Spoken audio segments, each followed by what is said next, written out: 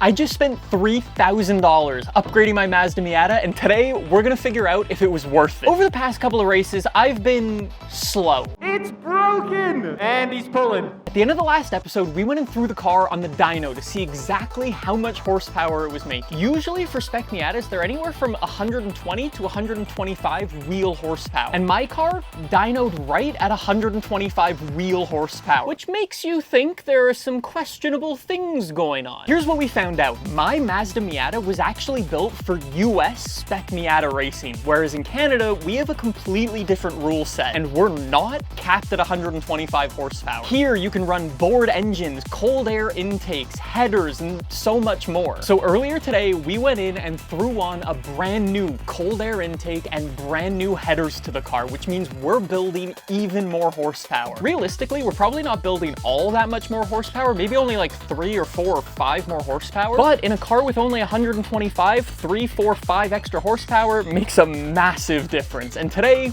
we're gonna see if it works. So let's go give it a go. So let's go and find out with a little bit of qualifying if our upgrades were actually worth it or not. Oh my days, the brakes are cold. We're gonna monitor our top speed and so on. So welcome back to Calabogie for race number 6 of our Calabogie Challenge Series. We're starting off in the Mazda Miata today for a bit of qualifying, and it wasn't a smooth start because going into corner 2, we lock up, then lock up again, and then pull off a sick drift. Okay, well maybe the horsepower did do something.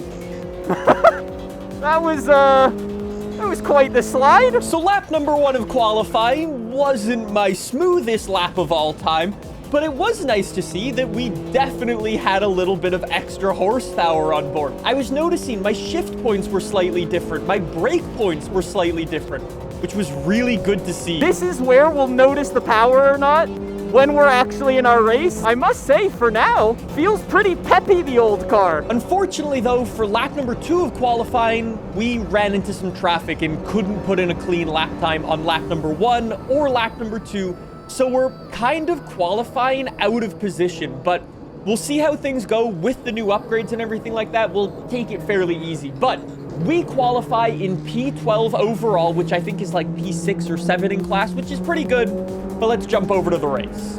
I could really use a nice start. It's been a little while. Come on. So with cars all around in front, next to me, and behind, we need to have a good start and see if 1, these upgrades were worth it, and 2, can we get on the podium today? Let's find out.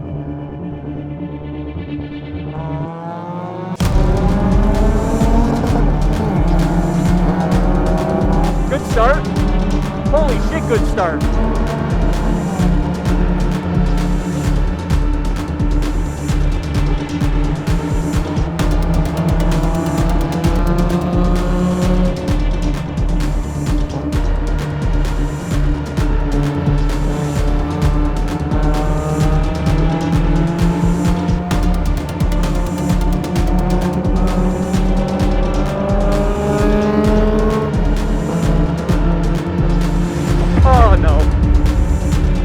Not again. He saw that. He saw what happened. He gave me a little thumbs up. That wasn't your fault, bro. That was my bad. That was my bad. I did that. And I got hit. Okay. That's cool. I think that guy tried to send it from miles behind. I saw him in my wing mirror, but he just sent it. The car feels okay, though. I think it was mainly bumper. Okay, so let's slow things down a little bit and talk about what just happened, because that was chaos. So obviously I run wide on corner 4, which puts me into the grass, which slows me down a little bit, and the car behind me realizes what happened, and I assume he lifted off because he wasn't actually closing into us on the straight. So we're basically going at the same speed down the straight. Nothing to worry about. What I didn't realize though is right behind that white car is a black one, and he is planning to send it up the inside of that guy, and I can't see him at all. You can only start to see him now very slightly, but when I'm driving, I can't see him. The black car goes for an absolute dive bomb up the inside and locks up fully. You can actually see the smoke coming off the back of his car. He smashes into the side of the white car, which then pushes him into me, And that's where my hit came from, which was pretty wild. Definitely a racing incident, but pretty interesting. Yeah, I think the car feels okay. I don't see any smoke behind. All right, in that case, full focus ahead. We're doing a nice little bit of catch up here. These 4 cars seem to be playing a bit of follow the leader. Unfortunately, the guy behind is also catching. So I'd like to get these overtakes done sooner rather than later. Get a nice exit here, please. Anyways, it's now my job to make up some more positions. We're in P10 overall. I'd like to do a little bit better than that. And at the same time, we're gonna see how much faster our car is now, especially when we're racing this close to everyone. Oh my God, they're going 3 wide. Nope, I'm not doing that. Oh, guy's gonna look up the outside here. We gotta stay inside. Oh, he switched back. That car that bumped into us on lap 1 absolutely caught up and then looked up the inside here, and I went, I'm not fighting that one. We've already had a messy-ish race. Let's just let him go. I've already had 1 crash. I don't want another. I'm not fighting a silly move like that. I'm not doing it. But when the opportunity arises, we will absolutely send it up the inside of this yellow car. We're carrying the speed over the top of the hill, cresting as we go down the hill. We've got the inside line, but we need to take a compromised line, which is slightly tighter, which means he can carry his speed. Force him wide. Damn it, nice drift. Not a good drift, but a nice drift. Yeah. Unfortunately, we just caught a little bit of a slide there, slowed us down, and we lost the spot. There's somebody else there, but I can't see them. There's somebody else, but I can't. There he is. He's next to me. You might remember this car. This is the number 15, who we've actually been battling with a whole bunch this season. So this is going to be the true test of if the car is upgraded or not, if it's actually faster. If we can run away from him, then the upgrades were worth it. Anyways, we also want to put some pressure on ahead, see if we can catch up to this guy. Look in the slipstream. There's that number 83, I think it was, that white car. He actually broke down. Swinging around, filling his mirrors. He knows I'm there. He's going wide. We can straight line that. Come on, he's sliding again.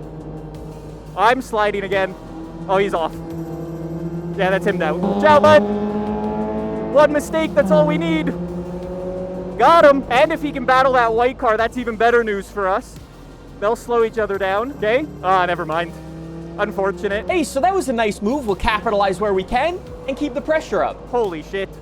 The tires are toasty, to say the least. Oh, he took a bad line in there? He took a bad line, we'll gain. We'll gain all the way down here. And look at this. The best news of all, we are pulling away from the white car behind. That is awesome. Okay, we're a little far for a draft, but it is what it is. I think we're gaining. The horsepower is making a massive difference. Massive. Holy shit. Yep, it changes the braking points too. Oh yeah, we're gaining. Oh yeah, we're gaining. Halfway through the race. All right, keep it going, keep cooking. We need to keep pressure on this yellow car. We are already past the halfway point. There are only 12 minutes left to go. We're up into the top 10, but we need to do even better. I notice he goes for like this wide, strange line on the final corner, and I'm like, maybe there's gonna be an opportunity there. Anyways, we end up catching up to him through a couple of the other corners and really turn the pressure on. But can we make the move? I can't get one there. There's no run. There's no run. Put the nose. Make him think I'm gonna go up the inside. I'm not. I'm just gonna spook him. Like I said, this is usually where cars are running away from us, but we are sticking on his bumper, which is beautiful. All the way up the hill, going into the final complex of corners. We are trying to force an error here to get past. Get him with an exit. Nice move! Still there, still there, still there, still there. Brake. We got him. Nice move. Last lap. There we go. Race to the finish. 1 more lap. Get there. Come on. He's closing. As we go on to the final lap, we need to secure this overtake. Don't let him pass. My car just made a really funny noise, and he closed in massively. Stay inside. Oh, he's gonna force it. He's gonna force it inside. Shut him out. Close the door. Nice move. Very nice move. Okay, he pulled out. One more corner. Bring it home. Let's go. Let's go. Let's go. I think I probably need new tires now.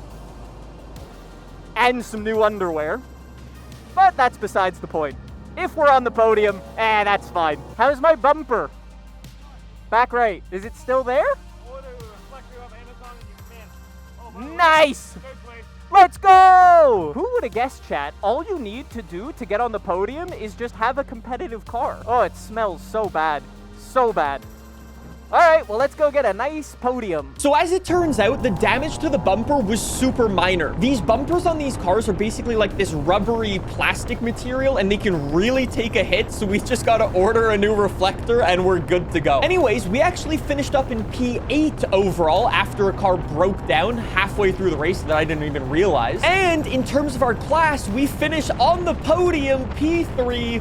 You love to see it. The upgrades were definitely worth it. It's really nice to see when we start to get a competitive car, we can actually drive properly and actually compete for some good positions. For now, the car's working, and you love to see it. Now that we finished up in the Mazda Miata, we can jump into the GR86 for race number 2 today, and we might have a problem. Not only have there been some reports that the car has been having a couple of issues recently, we'll talk about that in a second, but it's also a little toasty today. At the moment, it is 31 degrees outside, which means we're gonna cook our tires. We're essentially on glorified road tires, and when you get temperatures like this, the road tires are just gonna start to melt after only a couple of laps. We have to keep the tires under temperature and drive as well as we can without overheating them. That's the goal for today. Let's find out if we can do it. Qualifying in the GR86 started off really interesting because I tried a bit of a new strategy. When going out onto the circuit for qualifying, I actually pulled off into the pit lane and just stayed there for like a couple of seconds to let everybody else go into the distance in front of me, build a nice natural gap so I could go in and put a nice clean lap in. You might remember a couple of races ago when the Toyota went into limp mode when I was trying to put in some qualifying laps for a recent race. Well, that actually happened again last week when the guys from the circuit were using it. One of the guys on the race team was just filling it up with fuel and the car went into a weird limp mode. Long story short, the car went all the way back to Toyota to allegedly get fixed again, so we'll see what happens this time. If the car goes into limp mode again, then there's gonna be some electrical gremlin in there somewhere, but for now, it's back up and running. We'll see how things go. Today was a bit of a bad day for RNG for the AR12 car because once again, our transponder broke. This is totally unrelated to the limp mode issues. These are a completely different, unrelated system, and that meant we qualified without a lap time, which means once again, we're starting in dead last. Anyway, so we can zoom right over to the race since there's not really much point about talking about qualifying because we're starting in dead last anyways, and now we've got a bit of a recovery drive to try to make up a couple of positions, and that was also a little bit harder than we expected. Like I said at the start, our tires were going to be our main limiting factor for this race, and boy, were they. Trying to drive this car in these conditions was genuinely nearly impossible. The car was getting both understeer and oversteer. When I'd want the car to go into the corner and rotate, the car would just understeer and not turn. The tires were getting cooked so much. I'm not gonna lie, it's a little bit disappointing when last year we're putting in like 2:29s, 2-minute 30 lap times, and then fast forward to this year on these tires, we're putting in like a 2:36, a 2:37, a 2:38, just because the car genuinely can't turn. However, in true AR12 fashion, we do not give up. We do not count ourselves out. We race to the finish line. And that paid off beautifully because not one, but 2 cars in our class both had issues. That silver BMW, he went into a limp mode with all the heat. He broke down. A Mustang that was so far up the road, I couldn't even see him. He broke down and pitted like 5 laps into the race, which meant we got a free 2 position, which meant by some Christmas miracle, we finished in P12 out of 18 cars. Obviously, it's not the way we'd like to overtake people here, but it is what it is. Sometimes that's the way racing goes. We're gonna need to find a tire sponsorship like ASAP. Thanks so much for watching. I'll see you next time.